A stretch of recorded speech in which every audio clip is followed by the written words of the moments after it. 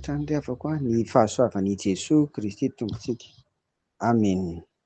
Andeha araka hivavaka isika.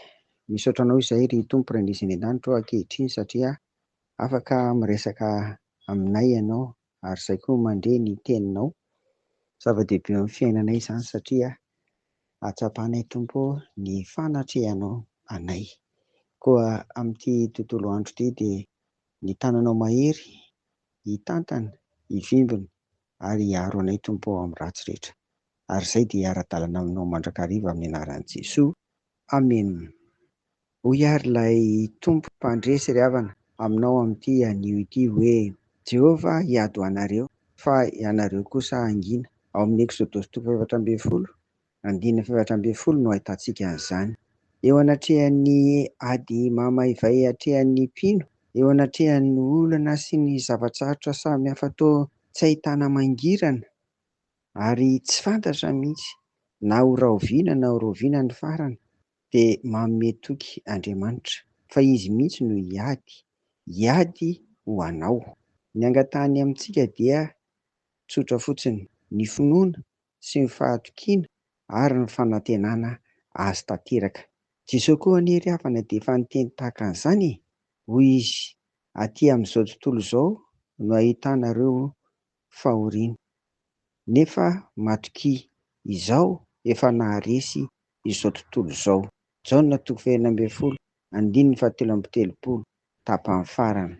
Izany hoe ny mafy indrindra, ny sarotra indrindra, ny tsy ahitana vahaolana indrindra, izany no efa resin'ny Tompo ry havana, resin'i Jesoa Kristy. Noho izany dia mino, matoky ary manantena azy isika. Raha mandalo ady sarotra ary ianao amin'izao fotoana izao ry havana dia ny firarianay dia ingany handresy, ingany ka tsy ho ela dia hivaha ny olana sy ny zava-tsarotra samy hafa. Dia Jesoa Tompo manao mandrakariva ary hiaraka aminao hatrany hatrany. Ho voninahitran'Andriamanitra ray sy zanaka ary fanahy masina irery ihany. Amen. Vavaka ary isika. Tompo, ianao no mahalala ny tsirairay avy, mpanomponao any, izay mety misy araka ny nambaranay teo mandaly ady sarotra, mety olana ara-pahasalamana, mety olana ara-bola aman-karena, mety olana zavatra hafa mihitsy izay tsy takatry ny sainay ary tena manahirana, mety ho efa ela.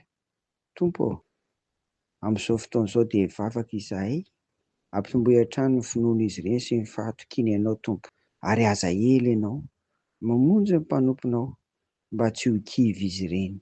Dia rarianay Tompo mba amin'ny fifaliana no handreseny ny tsirairay avy izay misy matoky ary manantena anao amin'izao fotoana izao. Sitrano ny marary, afao izay rehetra misy mamatotra, ary ingany Tompo hivaha izay manahirana ny rehetra. Amin'ny anaran'i Jesoa. Amen. Ho aminareo ny fiadanan'i Jesoa. Amen.